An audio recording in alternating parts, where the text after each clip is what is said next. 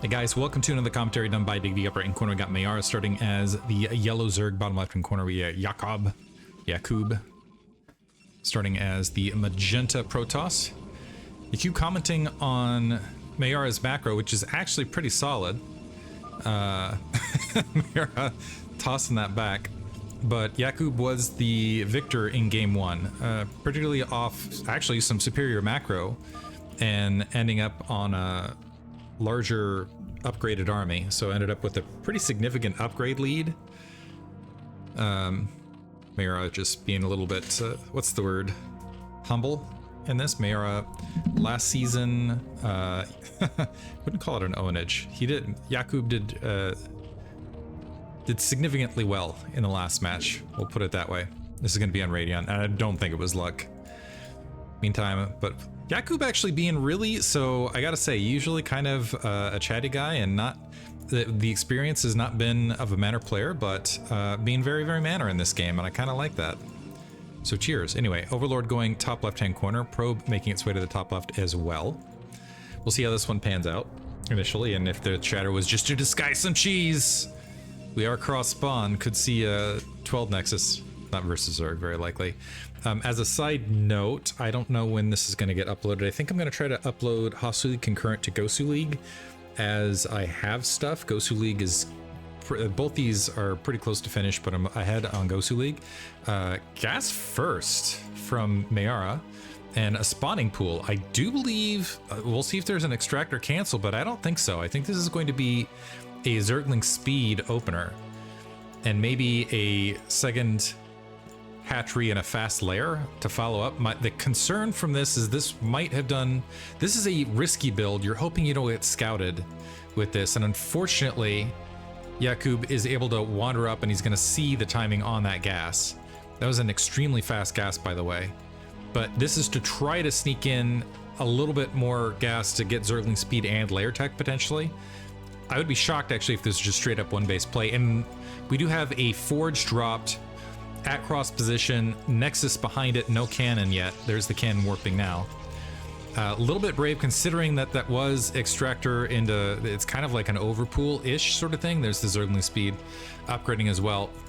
Brave on that end, and also brave considering that what's being shown here is a very aggressive Zergling opener potentially. The other advantage of this is that the Zergling speed becomes a much less cumbersome task to take out that initial probe as soon as that Zergling speed finishes. However, it is a decent economic hit, because not only, oh, actually didn't even need it, because not only are you investing, so actually never mind, you pulled the drones off gas, you lose the mining time of the drones while they're cycling in gas as well in the space of this. And I think Yaqoob recognizing that it's going to be a run-by attempt. Unfortunately, cross position, the Zerglings in Meyara doesn't actually have an idea of where his opponent is yet as well. So additional difficulties. We've got a second cannon warping in that should finish by the time these Zerglings make their way about. The gateway's in place, and we've got a nice 3-probe blockade as the natural expansion's coming online. And at the end of this, what this is going to result in, oh, interesting play. This is almost Rancor-esque. He's the first guy I saw ever kind of try to execute this, and he's doing this. I actually kind of like the cleverness of this and how it can throw Protoss opponents off. So you do end up with a bit of a tech delay in many instances, but what you can do is you can grab, yeah, that third hatchery pretty quickly, and then basically what the situation is you've got your Protoss opponent in a situation where they don't know what's going on. They're going to have to dedicate zealots to kind of push their way out if they're going to try to get any information.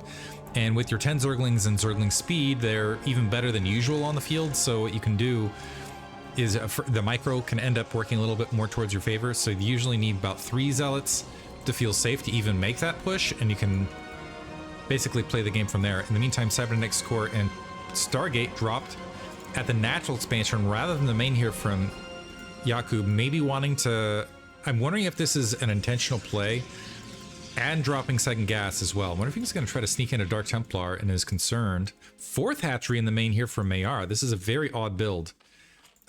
His drone saturation is delayed again because of the Zerglings out on the front, but with the 4 hatcheries, he's going to have a lot of larvae and could turn this into a quick turnaround. The thing is, he's going to kind of be forced into a Hydralisk Den regardless to have some anti-air to deal with that initial Corsair. My concern right this second for Meyara's build, +1 weapons upgrading as well.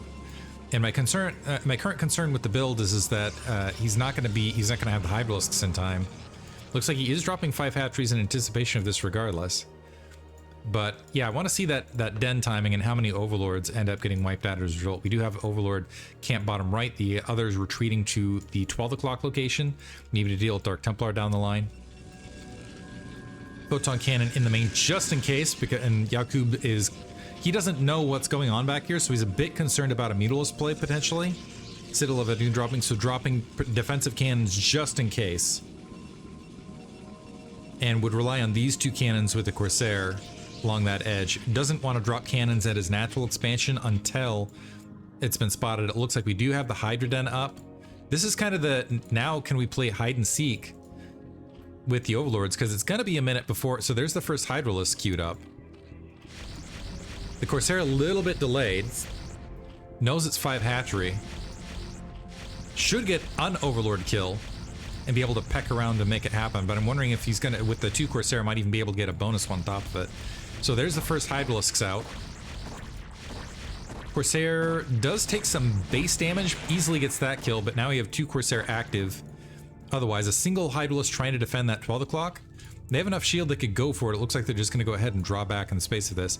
And Meyara all of a sudden in the mid game, teching to lair and actually at a pretty healthy drone count overall.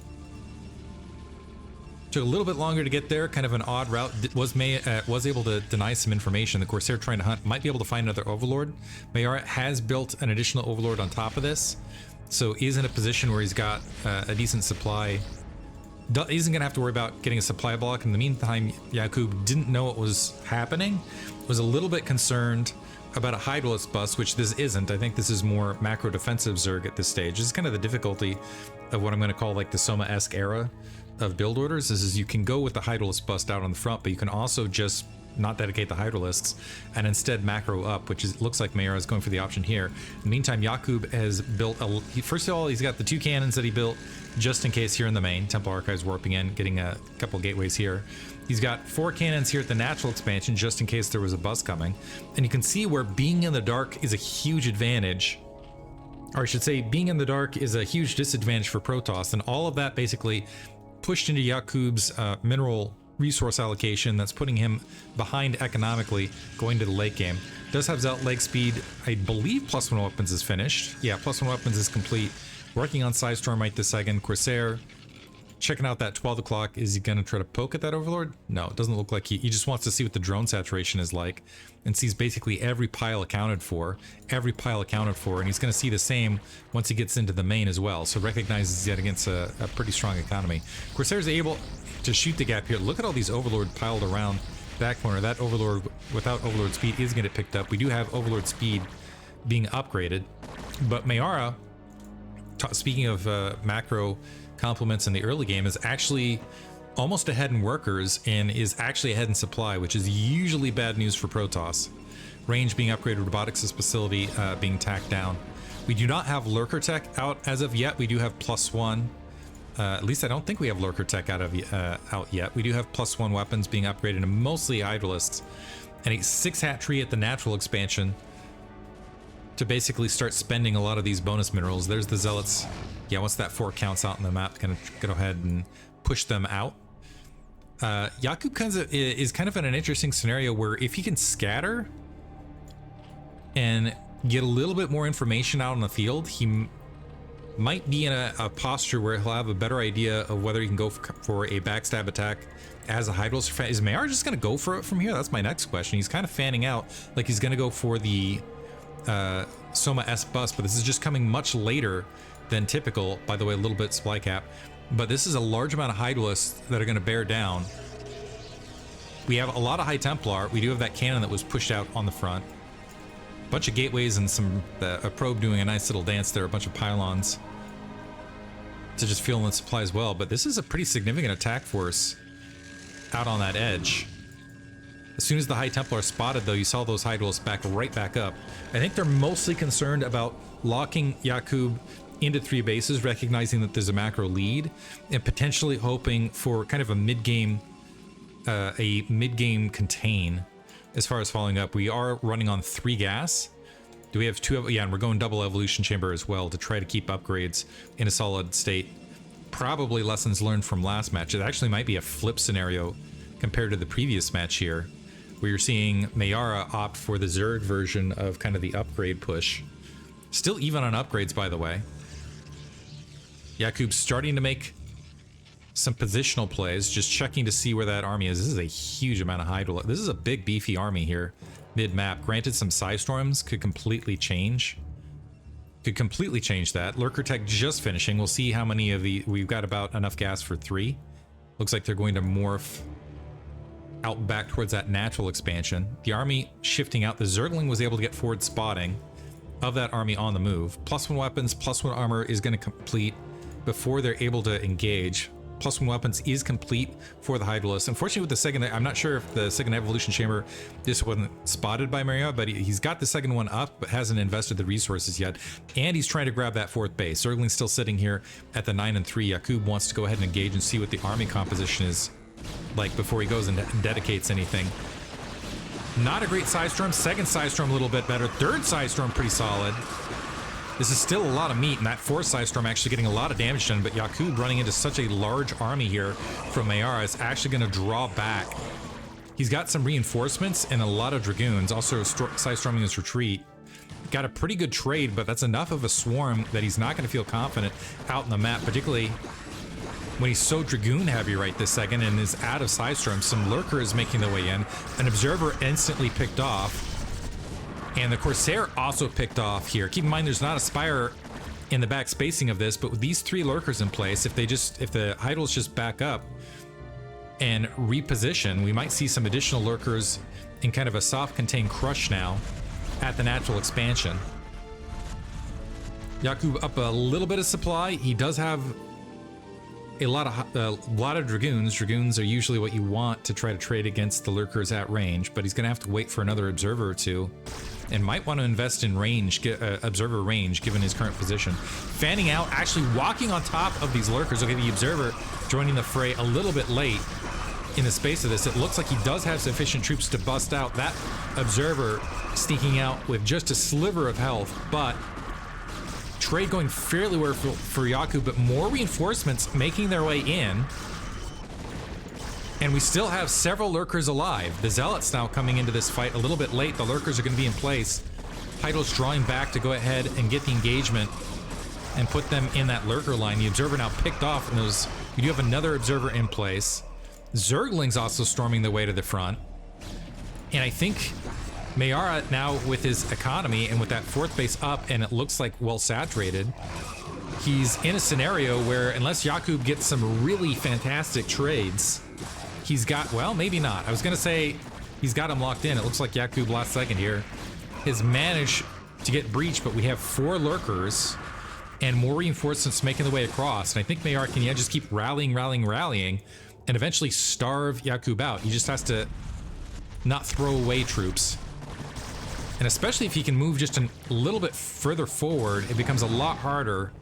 You can see he's a little bit tentative about doing so. If he can just move a little bit further forward, it becomes all the harder for Yaqoob to get out of his base. The Lurkers engaging the Hydralisks out of this. It looks like a few of them are morphing here in the background. The Dragoons able to make short work. And I think Yaqoob might have broken out, but I still don't think he's going to feel confident in grabbing an additional base. Because breaking out is aspect 1. Aspect 2 is having enough army left over where you can actually go grab an additional expansion. And that's the aspect that I don't know that's going to happen off the double upgrades. +2, by the way, on the way. Looks like +3 armor, or sorry, +2 armor just finishing the opposite end, though. So there might be a small window here, but the secondary problem is Meyara off these 4 bases, again, can just go for a continuous rally of units and push a lot of this back. And is doing so. Looks like the Zergling's just double checking that it is the scenario that he believes it to be. Meyara drawing back. He's only got a single Lurker left here on the front. Zealot somehow able to spot. Okay, the range upgrade looks like it's complete. And the Observer on that will definitely help. And it looks like not much of an attack force left. But Yaqoob now in a scenario where he can move out on the map, but Hive Tech's already finished. We have adrenal upgrades on the way, and the upgrade count is pretty scary. You got +2 weapons, and you got armor 2, and you've also got melee 1 on the way, and a lot of hatcheries in the background here from Meyara is playing this fantastically, honestly. And Overlords are kind of scooting out, so this is going to be a potential additional base now for Yaqoob, but it's coming a lot later than you'd want it to be. He's actually mined out almost at his main, so it's gonna be essentially a 1 base instead of 2 base mining. Actually, his natural expansion looking a little bit thin because of the lateness of this as well. Meyara scooting more Zerglings into the front, not forgetting the adrenal upgrades this time. And wow, pocketing in between. Is he gonna go for an assault? Looks like he just wants to pin this attack force to the corner and maybe shut down that 3rd base. Some Hydralisk eating some Side Storm. The Lurkers and Zerglings missing a large portion of it. It looks like that High Templar is gonna survive, as Zerglings do not attack prioritize them. Until there's nothing else there. Spoke a little bit too soon. And now Yaqoob, yeah, I don't think he has enough army to defend this. Meyara now with the economic lead, and there's GG. And Meyara with, I kind of like that build. This, again, it reminds me of kind of some old school Hasuleauge Rancor stuff we saw previously. Anyway, the game series is now tied up 1 apiece. Macro pulling out here for Meyara in this game. Hope you guys enjoyed it. Thanks for listening.